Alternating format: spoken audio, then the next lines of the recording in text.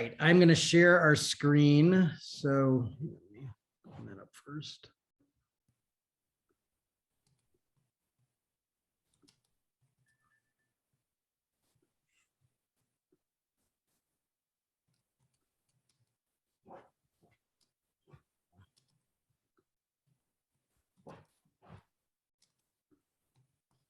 All right, will somebody unmute and tell me, do you see our PowerPoint like a We normal see it. PowerPoint?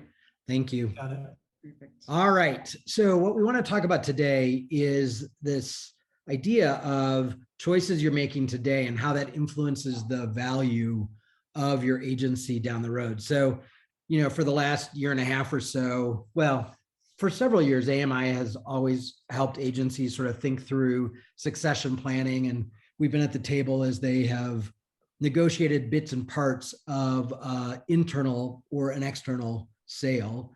And then in the last year and a half, Danielle and I really doubled down on that offering for AMI. And now we're doing it from assessment of employees, whether or not they would be good owners, to valuation, to brokering the deal, to negotiating the deal, to all the legal documents, the finances, and all the other things. So we've been literally traveling around North America, hanging out in conference rooms, talking to people who want to sell their agency and the people who potentially want to buy it. And as we have been doing this work, one of the things that we have been sort of seeing is that a lot of people are not happy with the valuation. So that was really the impetus to today's webinar. So in case you haven't met us or you're not familiar with us, I'm Drew McClellan. I own Agency Management Institute.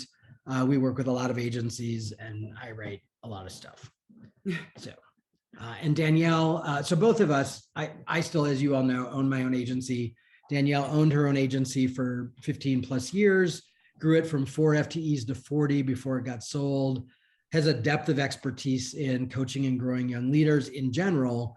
But on the succession work, she works with all the internal buyers to get them ready to go from being department heads or whatever they are to being ready to be agency owners. And so does a lot of the work in the succession planning. And so we bring sort of our shared experiences to the succession work.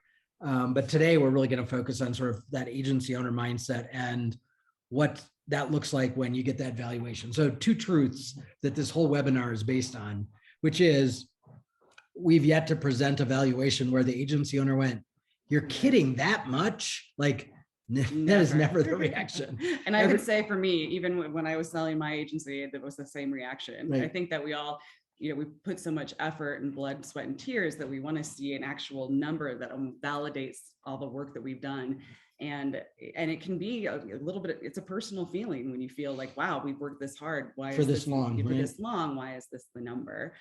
And I think the second is that it's often too late to make some of the fundamental changes that would make a positive impact on the valuation number, which is not a good feeling either, but it isn't too late to start getting your agency prepared for, regardless if you're thinking about an internal sale or an external sale, to do things that will add value. And but doing it sooner than later, which is why you're all here, is the best bet. Yeah. So by the time we're at the table with a buyer, most of the things that you would have to do that would significantly alter the valuation, because remember, a valuation looks over the last 5 years, and then there's all kinds of calculations and crunching of the numbers. So to impact that historical data enough to really change the number is not a 6-month fix. And so by the time we're at the table, for most of the sellers, it's too late. One of the good things, though, is that all the things that you would do to get your company ready to sell are things that will ultimately make your agency stronger and more profitable. Even if you don't sell. Even if you don't sell. So getting in the mindset that you don't have to wait until it's, just a couple years out, or when you're really, really ready, you're still pushing, you're still growing and getting your agency in a place that's stronger and more profitable for you. Yep. Hey, by the way, for some reason, I think it's because the screen's too small. We're not seeing the chat window. So if you have a question, just unmute yourself and interrupt us, okay? So our goal with this was to give you some really tangible, practical things you can be doing now to increase the value of your agency, whether you want to sell it tomorrow or in 10 years. And as Danielle said, even if you don't sell it, all you're going to be doing is adding exponential value to it which is going to result in more profitability and other, good gooey things that you want, even if you never sell your agency. So there are some givens that we're not going to talk about. So I just want to walk through them kind of quickly. But the first of it is, and honestly, I shouldn't have to say this. I mean, we say it all the time, but there's no reason under any financial circumstance, if you're running the business by the numbers, that you cannot drop 15 to 20% of profit pretty consistently. Now, granted, there are moments like COVID when everybody shut down and when clients went dark and it all happened at once.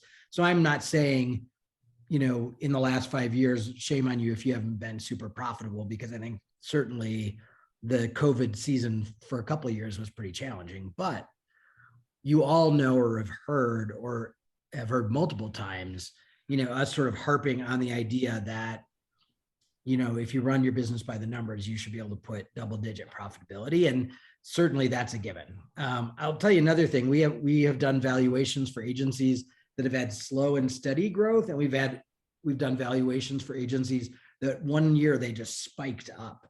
And the difference in the value was sort of startling, actually. That slow and steady growth just impacts the numbers in such a more significant way than just that one-time spike. And again, that's because the way a business valuation is done, especially in our industry, is that you're looking out over a course of time, 3 to 5 years. And so a one-time spike just doesn't have the same impact overall as this sort of consistent, 10, 20% growth, year over year.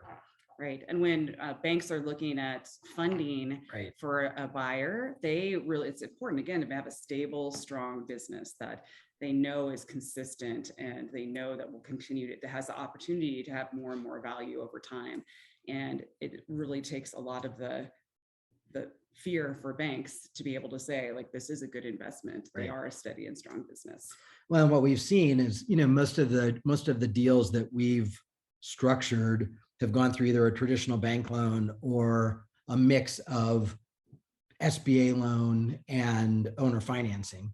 And the SBA in particular is not that excited about a spike. In fact, they just sort of discount it because it doesn't feel consistent. Mm-hmm. And so again, that slow and steady, it's sometimes a big client walks in the door with a big bag of money and you don't have control over the fact that it's a spike. But again, as you're managing your business and as you're setting your new business goals and targets, just remember that slow and steady wins over the spike. Mm-hmm. Another thing that's really critical, and again, it's a given, is that you have a leadership team, because obviously you're selling the business because you don't want to be there anymore. Mm-hmm. And so if you're the one that success hinges on, and you're really driving the business day to day, then it's pretty tough for a buyer to see the value of the business if you go away. So, and I think another part of that is that we as agency owners feels like we have to be into the work sometimes, and we have to do the things, and we don't invest enough time in our leadership team. And I think it's so important for us as owners to continually think about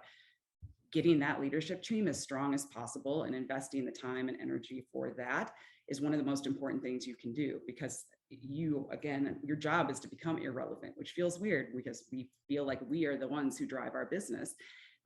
So it's not only making your leadership team grow and be stronger, but trying to be less important in the decision making, right? Which is sort of counterintuitive how we felt as we grew our agencies, but it's so important to get in that mindset, is that your job is to be irrelevant to the success of the business, as opposed to being the one that makes the business successful. So it takes a shift, not for only you, but for your leadership team to have the ability to start making good decisions and being able to coach them through that in a way that makes them feel valuable and wants to be a part of it, and they're growing. But it's time that you should reallocate towards your leadership team. Yeah. And that gets to the next bullet point. If they need you, then you can't leave. And that sort of defeats the purpose of selling the business. And finally, the last given is longevity, when it's both clients and people on your team, is really golden and has a huge impact. Not so much, the valuation of an agency comes in two parts, at least in our opinion. And so we have structured the way we do valuations with the CPA firm that we've partnered with, we look at the qualitative things. We look at the numbers, basically. We crunch the quantitative. We crunch the numbers and they tell us what they tell us. But there's also the qualitative side, which are some of the things we're going to talk about today, which really influence the multiplier. So a lot of you have been getting emails from ridiculous people offering you unreasonable multipliers. But at the end of the day, there is a factor where a multiplier can really change the value of your business. And so that's some of the things we're going to talk about. The numbers are what they are, but we're going to talk about how you can improve the numbers, no doubt. But the big part of this is really about how can you exponentially grow the value of your agency? And one of them is longevity of clients of your team. Drew, can I ask a quick question? Sure. Hey, on the if they need you, you can't leave. One of my main values to the agency is in the sales role and bringing in new clients. And I like to think that in a sale process, I would be able to make the case like, hey, I'm just a sales guy, just plug in another sales guy and you'll be sweet. Is that okay? Or are you saying I have to have a sales team in place already? I don't know if you can see us on video or just the deck, but I am shaking my head slowly.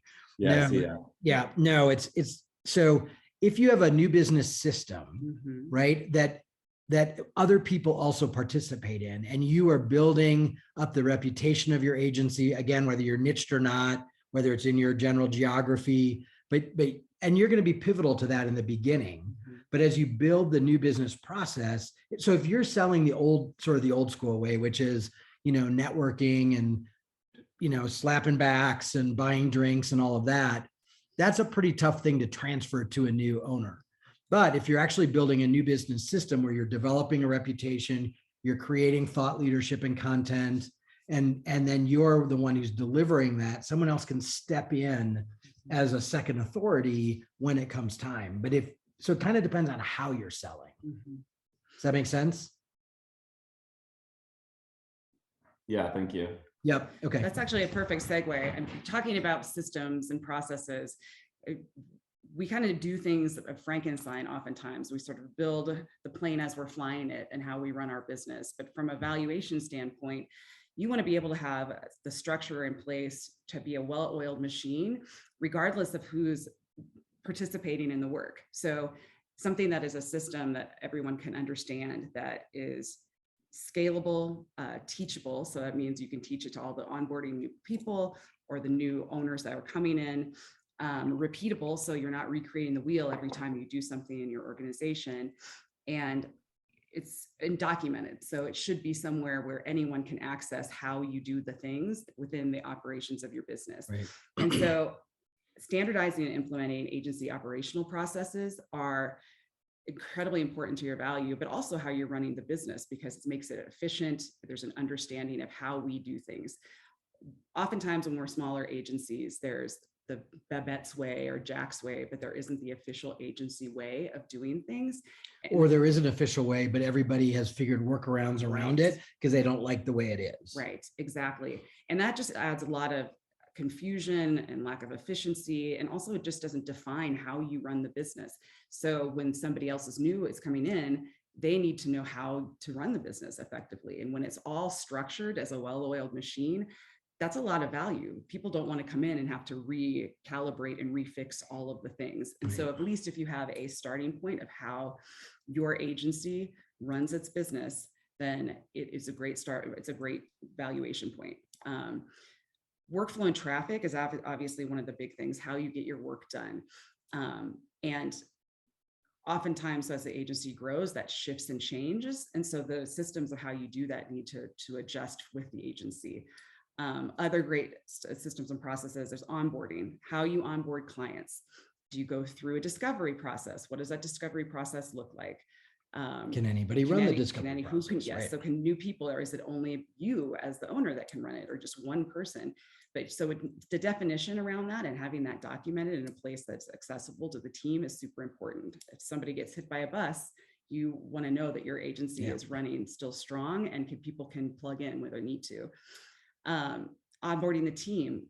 Obviously, recruitment has been a big conversation as of late, and getting the right team members in the right seats. So how you get them into the workflow quickly. There's some agencies that it takes 6 months to a year for somebody new to actually be able to add value to the work. So that's a lot of money and billable hours that if we could get them up and running quicker, and that oftentimes happens with the onboarding system, the more valuable they are to the team. And then it also makes it so you're not so reliable on the few key people. Like a key person leaves, then you're able to actually get Right. somebody new into the fold and doing it the agency way and not just adapting a new way of doing things with a new person. I think we have always been bad at onboarding team members. We're particularly bad when we've waited too long or we've struggled to hire someone. And by then we're so desperate for them to get into the work that we kind of throw them right into the fire. And in theory, that relieves a short-term worry or need, but we often create a long-term problem because they're not properly trained. They're not properly onboarded. They don't really understand the agency methodology or values or whatever it is they didn't get. And then you have to go back and try and fix it. Now you're breaking bad habits. Right. And it's interesting how much that can impact your profitability and impact your workflow. So it really putting some time and energy on that onboarding and not just say, oh, they'll get it by osmosis and the Right. team members will get them up to speed, because it really makes it harder in the long run. Performance reviews, how you assess your clients and their performance, if they're the right fit or if they're not, having the key elements of what makes a perfect client fit for you and what that means in your business. So you're able to not go after the wrong clients that aren't going to be profitable for you. Performance reviews of the team, so they have a consistent way of understanding how they're being assessed in your agency, helps, again, for a shared language. If you think about your agency system, it's really creating a shared agency language that everyone who's in your agency understands. They understand how it works. It isn't just what happens here, what happens there. There's clarity around that. As we talked about, biz dev process, how you fill your funnel, creating the standards for your agency and what that looks like, being it the client scorecard, how you decide who to take in, who are you going after, what is your system and process. And how do you maintain it when you're busy? Because for a lot of you sort of feast and famine biz dev, which is when you're panicked that a client might leave or things are soft, you go all in. But then when you get busy and you're onboarding the client, or you're in that first 6 months of sort of getting up to speed with them, everything you were doing gets dropped. And so you just don't build the momentum. So again, this was what I was saying when I was answering your question, which is you have to be at the heart of the biz dev process in the beginning, but it shouldn't be you and only you. Right, exactly. And then I think oftentimes owners, we keep some of the information that we gather about our agency, financial information, close to the chest, and it doesn't give the team an ability to really understand what the goals are of the business, if we're successful at our work as an agency. So creating a structure of some agency-wide KPIs that you communicate with the team on a quarterly basis and let people know, okay, what we're doing is working or what we're doing isn't, so we're going to shift it. And everyone has, again, a shared language of what success looks like for the agency. And you'll find that when people understand some of those key metrics, they want to see how the numbers change. They want to see how they're impacting the numbers. Right. We're a competitive people. We're a competitive people. Exactly. And it also allows you to align your goals for the agency with the entire team. So getting everybody rowing in the same direction gets you there faster. And then something that we don't think about that we should think about more, I think, is the standardization of how we run meetings and share information in the agency. Sometimes this is a huge efficiency thing, but also just where people get certain information of what's happening in the agency. Right. And this is especially important to tighten up before you transition your agency, because there's a shift that has to happen within your team. And so having them have an understanding of the cadence of how you communicate information is an asset when you do make a transition, or a new owner comes in. We've all heard of the horror stories of somebody, the agency owner bringing all their people in the room and saying, so you might not have known this, but I've been thinking about selling. This is a new owner, so welcome them and then teach them all the things. And there's just a shock that goes within that. So if you have a system and process of how you communicate things on a normal level, it makes it much easier to transition the agency as you're going through the sale. Some of you are great at this. You start with one-on-one meetings and quarterly meetings with your team. You have regularly scheduled department meetings. You have quarterly all team or state of the agency meetings, but a lot of agencies really don't have this. And the one thing that I will tell you, and this has been true for as long as I've been in the business, the one thing I have heard consistently from employees from day one is they want to know more. They want to hear more. They want to hear more from you, and them knowing when they're going to hear more and what they're going to hear just eases their worry about what's happening in the agency. Absolutely. The second thing is culture. And a lot of people, there's a lot of buzzwords around culture and why it's important, why it isn't. I'll tell you that culture of your agency is incredibly important when you sell, when you're thinking about selling to when you do sell. You're really creating the environment that shapes the way we work. And a strong culture, it attracts good team members, the right kind of client fit, the right kind of employee fit. Another thing that's a truth that we think, oh, of course, our mission and values, all of our team knows that. When we go into agencies and have a discussion with the employees, without the owners there, there is not an understanding of why we do what we do. What is the vision of the company, and how is it really, how does that affect how we work? It's great to have 5 values on the wall, but what does that mean within the agency?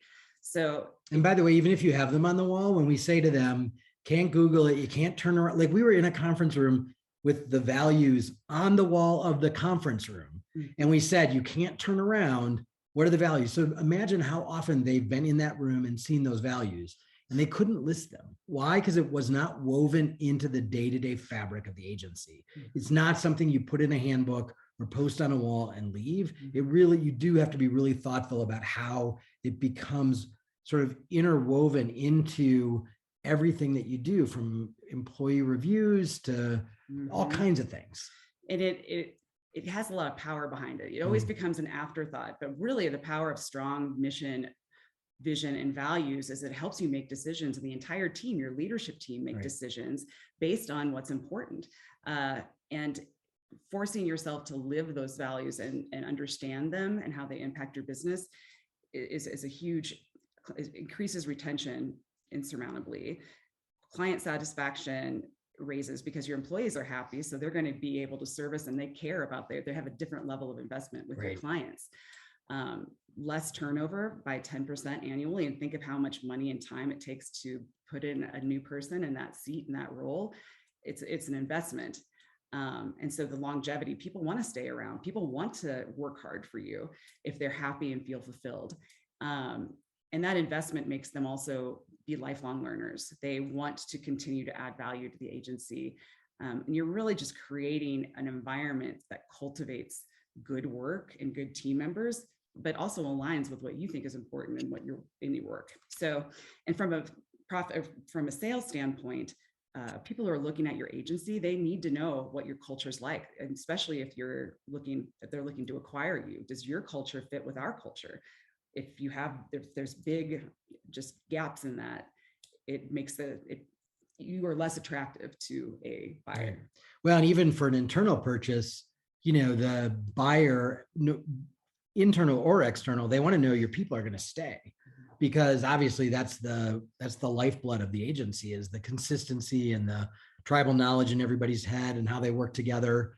And so a strong culture with that sort of longevity and good employee satisfaction survey numbers are all reassurances to the buyer that the team is solid and that they're not going to freak out with a new owner, even if it's someone they know and have worked with for years, but is just stepping into a different role. The value of the agency diminishes dramatically if all of a sudden you have a revolving door of employees leaving when they hear about the sale. One question I have real quick on that employee retention and that 10% turnover year over year. Historically, I've seen in the industry, especially on the technical side, about 2.5 years is like the average duration of, not including senior or mid-level, but kind of like that entry. It's like 2.5 years, and then they go to somewhere else. And then obviously during the last 18 months, that turnover has been higher. That's for sure. Is 2.5 years still kind of the industry standard? And how bad is it if it is higher than 10%, because you are dealing with people, and they're not actually going to competitors, but some major national firms? Well, I think it depends on the role. And so for a lot of you, you bring in a lot of entry level people, which will be interesting with all the hybrid work, the way we're working now. We used to always hire kids right out of school thinking, oh, they're gonna learn from the people around them and that'll be great. And I can get them reasonably inexpensively, and I can groom and grow them up. And so our attitude then was, okay, you know what? For every junior woodchuck I hire, I probably out of 3 junior woodchucks, one's going to get promoted and eventually work their way up into leadership and going to be with us a long time. One's going to work their way up into kind of that middle layer. And then, 5-10 years going to leave us. And one, if we keep them for 3 years, we did pretty well. So it also depends on the structure of your agency and size. If you have a ton of junior woodchucks and you're kind of churning through them, I have some agencies that they just budget that if they expect to lose everybody below a certain level within 3 years. So the 10%, if you're a 5-person agency, 10% is pretty easy to hit. If you're a 50-person agency, hopefully you have a little more wiggle room around that 10%. So I would take that number with a grain of salt, depending on your agency size. But this gets back to sort of the orientation of people, right? So when you're doing good orientation with your staff and you're doing one-on-ones and you're helping them grow and add new skills and you're talking to them consistently about that and you're helping them actually carve out a career path, they're much more likely to stay with you. So, that's another one of those processes that you can fold into the work that allows you to keep someone. But yeah, I think, again, you have to disregard the last 2 years. I mean, I think we just have all lived through Crazyville and you sort of have to pull those out. But unfortunately, when we do valuations, we can't pull them out, right? So, that's part of the story you tell when you go to sell is, here were the numbers pre-COVID, here are the numbers post-COVID, here's what we did to fix during COVID. But I think having a higher turnover right now is sort of the norm. And so if you're selling to somebody either internally who's lived it with you or externally, but knows our business, it's probably not a red flag. And yeah, again, going back to that, if you have a really strong recruiting and interview, you really do attract the right kind of candidates to be able to be hired. And you really have, again, that onboarding just down. That's another way. Like, again, yes, this is happening in the world and this is how we are fixing it within our agency. And this is how we've changed our process to make it that we're losing less time and money in the recruitment and onboarding time period is much more desirable for a buyer who understands what's happening in the market. But your point about technical people too, that's even more of a challenge. They're so, right now, developers, SEO, PPC people are so sought after by everyone on the planet. And again, this gets back to culture. We're never going to be able to outpay on the corporate side or, even some of the nonprofit side if they're big enough. The reality is they have to want to stay at the agency. And so, first of all, hiring somebody whose values align with yours and who really thrives in the culture gives them reasons to, really what you're saying to them is, I'd like you to turn down more money because of the work environment and the kind of work we get to do and the team you get to do it with. And I see that happen every day. We have a lot of clients who have employees coming to them saying, hey, I just want to let you know, I got a job offer and it was X more dollars, but I'm choosing to stay. Right. And, and sometimes they're asking for more money, but a lot of times they're not. They're just saying, look, I just want you to know, I love being here and I love being a part of the team. And this matters to me more than another $5,000 or whatever the number is. And a good way too to keep a pulse on that I think from the process standpoint as well is doing a employee survey every year. The satisfaction survey. The satisfaction survey. It really, and allowing yourself to ask some questions, the standard questions, like a net promoter score question that kind of allows you to have a baseline of happiness in your agency. But also other questions that will help you understand what you could be offering that is outside of what, just the bigger paycheck. I think we get in the mode that everyone just wants money, but the research shows now, especially, people want to be connected to the company. They want to have those shared values.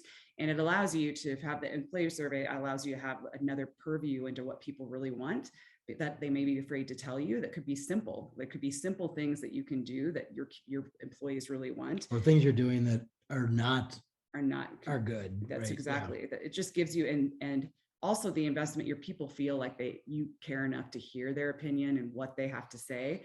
And so that not only doing the survey, but then taking some tidbits and say, we heard you, and these are the things that we want to do to, help Answer. answer those questions. That creates another level of investment that they feel cared about and invested in. And it comes back exponentially oftentimes. So yeah. And as all of you know, hopefully you saw in the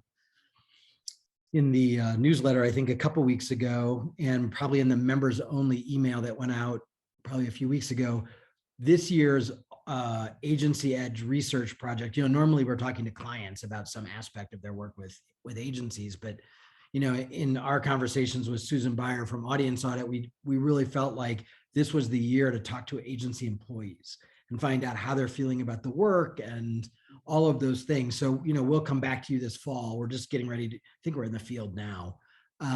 We'll come back to you with what the aggregate, 1,000 employees are saying to us about how they're feeling about the work and turnover. And, because your employees feel the turnover too. I mean, they see it when their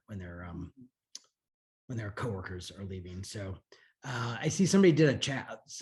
I see there's a number in the chat, but we can't actually see the chat. I thought we would be able to. So if you jotted something in the chat that you want to share with the crowd, say it out, unmute yourself and say it out loud. If not, we'll see it after we drop the deck, and we'll get back to you individually.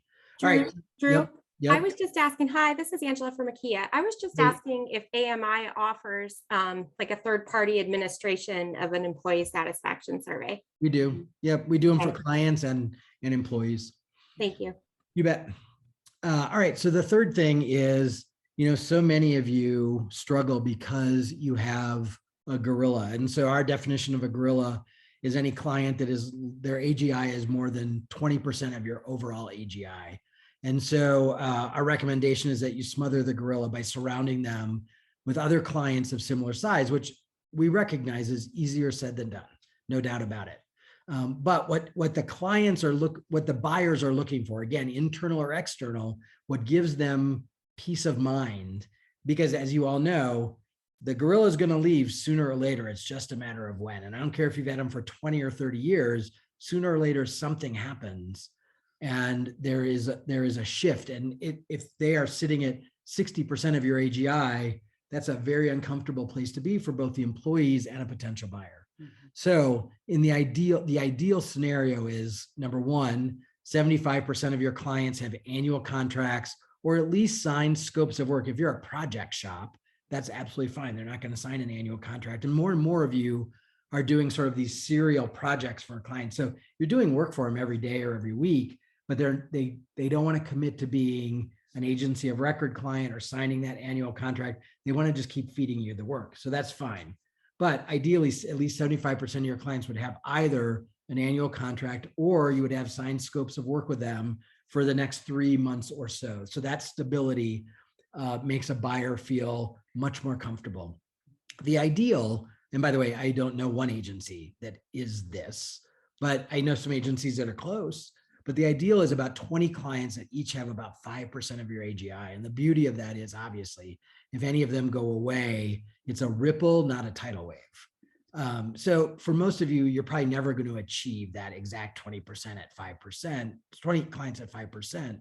But it's a worthy goal to keep working towards, where you have a finite number of clients and they're not too, I sound like Goldilocks and the Three Bears, but they're not too small and they're not too big.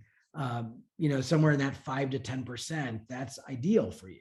Right. And that's to that point, you don't want a majority of your clients to all be 1% either. No, right. Because you think, obviously we know how much time it takes to do the work for a client, and a 1% client, a lower revenue client is just as much work. Yeah. They all suck up the air in the room. Exactly. For sure. Yep. Exactly.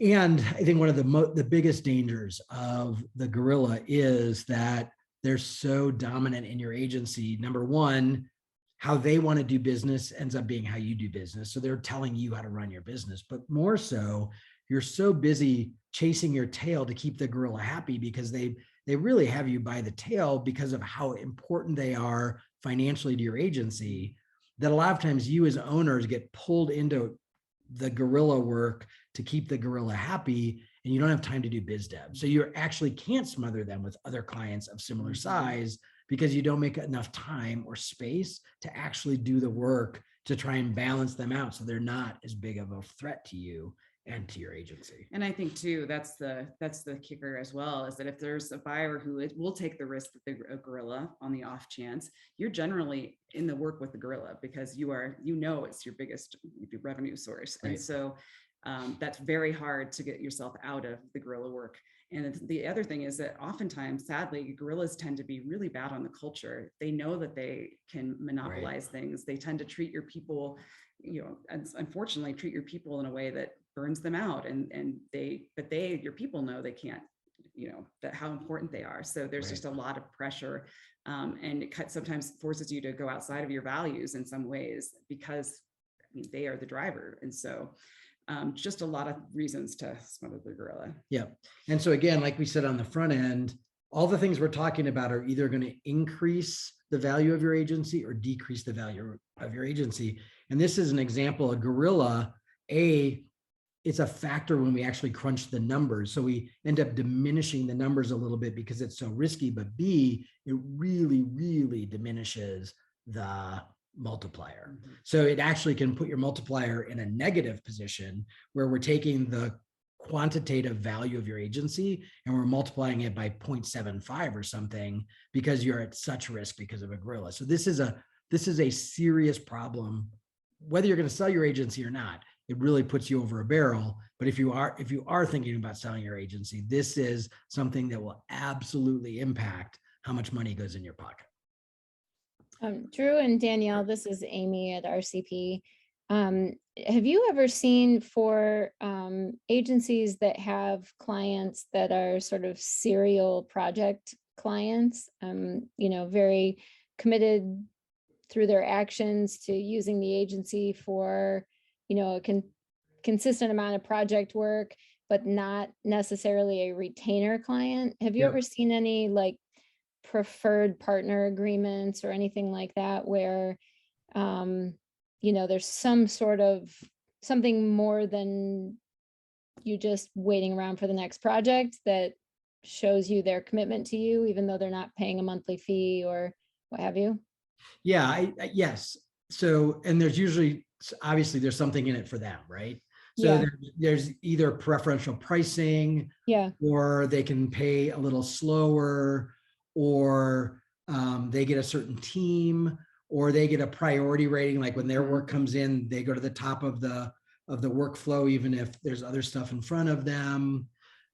They might get something for free, like a marketing plan a year or something like that. But absolutely, I think, especially Amy, for you guys, because you guys, a lot of your clients are so project driven, it's a way of making them, elevating them in importance in the agency, giving them a little something, which honestly, you probably give them anyway, right? So you're just codifying it and making it feel like a bigger deal, even though they're probably already getting it.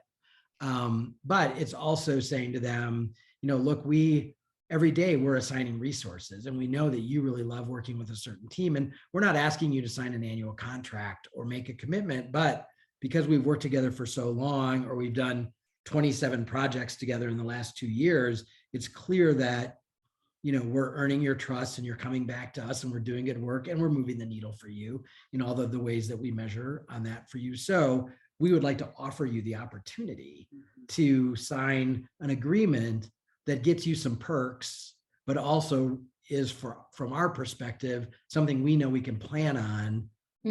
Not a commitment, but if you say, well, you know what, we think we'll probably spend $50,000 this year, and we can sort of chunk that out over the year, it allows us to budget plan and make sure we have the right number of people hired to service the business and all of that. So yeah, I think you absolutely could create something like that. And I think most of your project clients, if they're serial project clients and it's not a binding contract, why wouldn't they do that? Right. Well, I mean, we have actually gotten much better about getting as many clients sort of on some sort of monthly retainer. And have it be more contractual over the last few years, but the larger the client, the less likely, Yep. they are, the less willing they are to sign something like that. And so, there are times when it would be nice to just have some sort of commitment that is different than the typical retainer agreement. So, Well, it's better than a handshake or a nod, Yeah. and it's not contractually obligated. It's sort of that middle ground, but it's sort of like a pinky swear, right? yeah, It's exactly. a technical agency term, by the way. Yeah, for sure. Yeah. And I think one of the goals obviously is to do more project work for larger clients because they have bigger budgets, better projects, sexier projects. But odds are you're not the only agency in the mix. No, and right? actually it's kind of a sweet spot to not be under Right. contract, For you because guys, when right. you're not, you don't come under review annually. Right. So you want it to be a TFN or, till further notice kind of agreement. You don't want it to have a beginning date and an end date, but it does need to be more than just kind of waiting for the next project. So Yep, agreed. it's that there's a really nice little sweet spot. It's just would be awesome if you could, button it up just a hair. Yeah. Right. You know what, Amy, what I would do is I would go into the Facebook group for agency owners and I would ask if anybody's got one that you Okay. can see some samples, Mhm. because I'm sure somebody has something. Yeah. Okay. All right. Agreed. All right. So the last thing that gets in the way, unfortunately, of the value of your agency is you. You actually, not you guys, but everybody who's not on the webinar. You actually are the biggest reason that your agency isn't worth more down the road. And a lot of the decisions you make perfect sense in the moment, but they really harm the agency in the long run. So for example, you have got to get out of the day-to-day. And as Danielle said early on, your goal, as ridiculous as it sounds, and almost as disconcerting as it sounds, is to Counterintuitive. be irrelevant. Like if they don't see you for a week or a month, they don't really care. That they can really run the business without you. And you're going to have a role. And I'm not suggesting you're just going to leave for a month at a time, but particularly when it comes to doing the client work, you need to really be irrelevant. Some of you are the AE for your largest account. That does not make you attractive to a buyer. If you want to leave, it makes you super attractive to the buyer if you want to be an employee and stay there, which should sound horrifying to you. But if you're integral to getting the work done, that really diminishes the value. Right. And also this is a really important space to have a long runway. So if Right. you're doing this iteratively and again, kind of pacing it out, really try to be cognitive of, do I have to be the one that does this? Do I have to be the one to make this decision? So instead of, it isn't just flipping a switch and I'm going to be irrelevant. It's really shifting the dynamic of who's making what decisions are your level of decisions versus somebody on your leadership team versus somebody who's working on the client work. So it's partially about shifting roles, but it's also about making sure people are making good decisions without having you to come save the day all the time. And that's a whole different thing. Again, it's counterintuitive. We want to go save the day, right? But this is how we make our businesses work. Right. Like there's a problem, we're going to go in and solve it. But instead of being the one who does the solving, is really cultivating the culture of good decision making within your agency. And it's very hard once we start making these incremental shifts up to getting out of the day-to-day. If something happens, we lose somebody, or if a client shifts, then we jump right back into the weeds. And we have to get over that sensation. Is it really going to be a huge impact on the business if I jump into the weeds, or just help my team deal with what's going on in the weeds in the background? So I'm not saving the day. My face isn't saving the day. My team is, and I can sort of back them up and kind of coach them up as they're doing it. But it has to be much more intentional, because our instinct is not to do this. It is not to be irrelevant. So It's uncomfortable. it is It's very, really it's very uncomfortable. Yeah. So when you go into your desk sometimes and think, gosh, I don't have anything to do on my plate. And you are so used to all the Like I'm not action. making a thing. Yeah. Yeah. And you associate your value with that sometimes, but you're really adding value. You have to continually shift that mindset. I'm not my value isn't decreasing by doing this in the agency. I'm increasing the value of the agency Exponentially, right? exponentially. So this is one of the places where when we're doing succession work and we're in the middle of a deal, where I'm spending the lion's share of my time is helping the agency owner think differently about their work and get away from the idea that I have to be producing something. We're so productive and thing oriented that it's really hard as a leader to go, you know what, I shouldn't have meetings all day, and I shouldn't have this or all that, and I shouldn't have copy due, or I shouldn't have to write code or whatever the thing is. So it is absolutely counterintuitive, but it's critical to the success. So which gets right into the second bullet point. The reason why it's so important is because you as the owner are the only person. So if you're doing day-to-day work, you're an AE or whatever, that means somebody's not actually doing your job, because that's not your job. Your job is focusing on biz dev, mentoring the team, getting the leadership people and those people skilled to make the decisions you want them to make down the road so that you can have confidence that they can do it without you, and really running the business. And so if you can focus there, those are all things that you can step out of and someone else can step into without too much pain if you've developed the systems and processes around it, as we talked about earlier. But the two biggest things, and this may surprise you, the two biggest things you're doing that are wrong is you're not taking enough money out of the business. And the reason why is because you're giving it to everybody else. You're staying overstaffed. You're making other financial decisions, which in the short run feel right, or in the heart feel right. But when you look at the numbers, you know better. But so one of the biggest factors in valuations is the value of the business to the owner. It's a number. It's a multiplier. And if you have not taken a lot of money out of the business over the years, you have not built your wealth outside of the business, you leave 4 months in, and this is a generalization. It depends on if you have a grill and other things. You leave 2 months in the business, you leave 2 months in your personal, like a money market account that you can lend into the business. So you have access to 4 months of operating expenses, unless you have a big hairy gorilla, then you have to have more.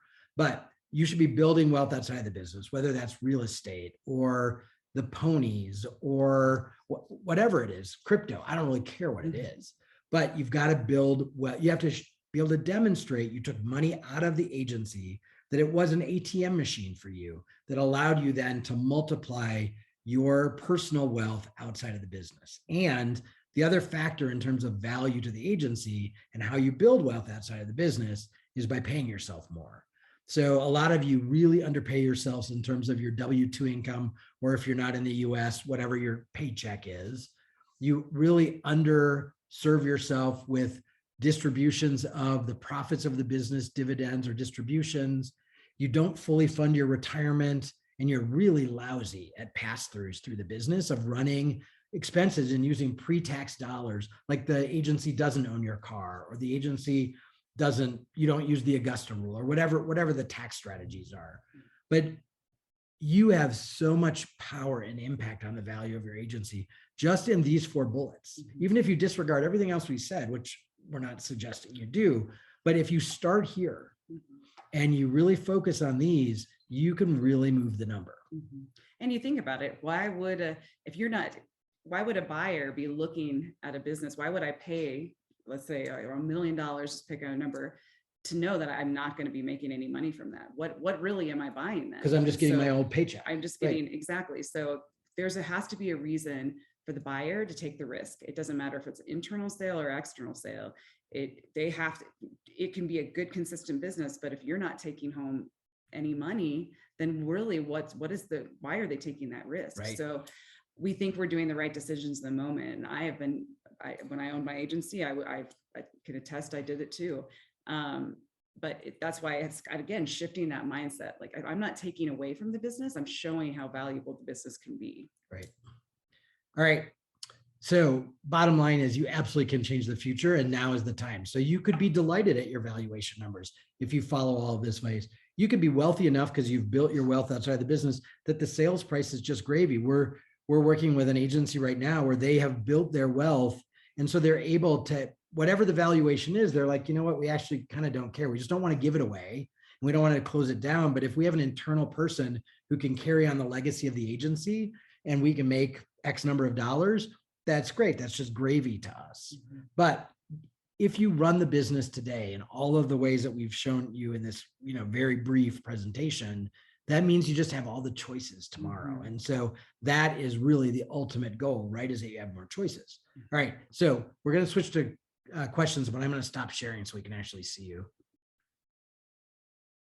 Okay. Questions for us? Oh, it's nice to see your faces. Hey, Drew, this is Greg. I've got a question. Yep. As you're growing the company and look from a valuation standpoint, does it matter how you balance bringing, work in-house as far as employees versus partners and contractors and things of that nature for production purposes?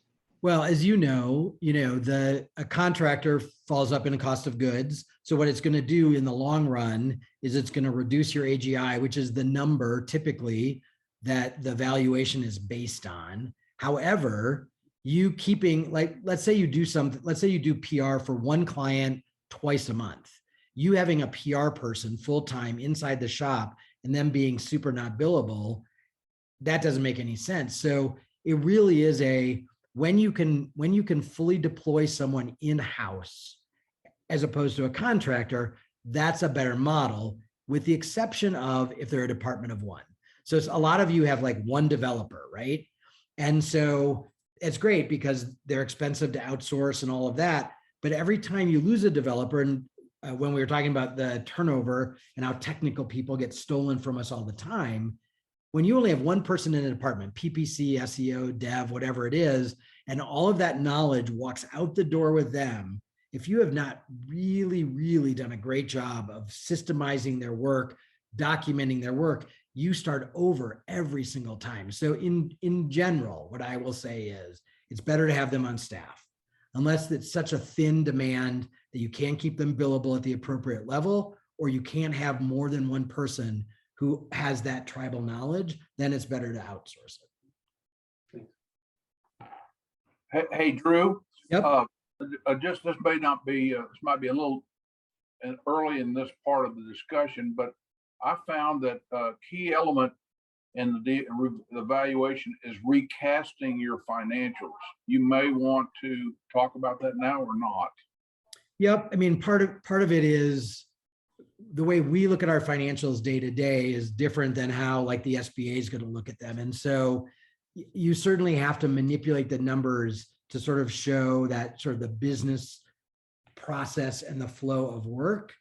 So George, I don't see you because you're not on the screen. You must be on the second screen, but I'm assuming I recognize your voice, right?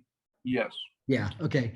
So when you recast your numbers, what was the aha for you? George, FYI, everybody has sold his agency.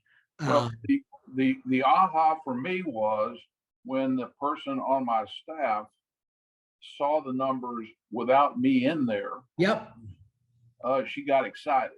Right. Right. Because you take what I take out of the company every year. Now I was basically leaving. That's maybe a different story. If you're selling to another firm, you're going to be held captive for several years, possibly, whatever. But I was leaving. Yeah. Well, basically, I'm still on a little bit and still working. But the big number is once you take me out of the equation or the owner, Right. taking so much out, then your valuation goes way up and it looks doable.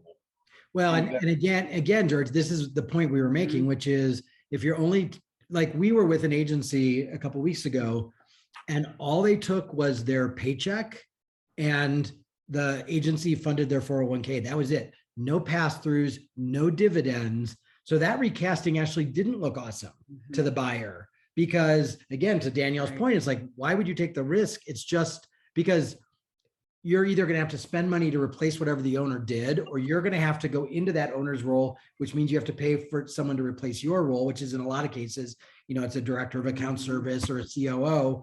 You're going to have to hire that person before you can step into the agency owner's role. So that's why it's so critical. So in your case, George, it worked because you've been smart financially about building your wealth outside of the business and taking money out of the business and doing all those things. But that's our point, is do it right first. And then when you recast, you're absolutely right. Mhm. All of a sudden they go, oh my God, Right. we were with somebody this last week and we were like, look, you can take whatever your paycheck is today. And we knew what it was, Mhm. your paycheck today. But when you look at what the owner's taking out as well, you can more than triple your annual salary Mhm. by being the owner rather than the employee. And so then you're right, George. Then all of a sudden it looks pretty darn attractive. Anyway, thank you. Yeah. Yep. Thank you. Other questions for us? And we can stick around a little past the hour, but just FYI, we are at the top of the hour. So if you need to go, don't feel bashful about taking off.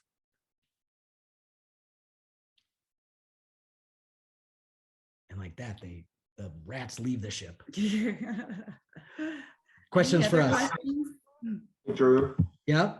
Yeah. So are you also, I hear a lot of like looking internal with the agency to help them get ready.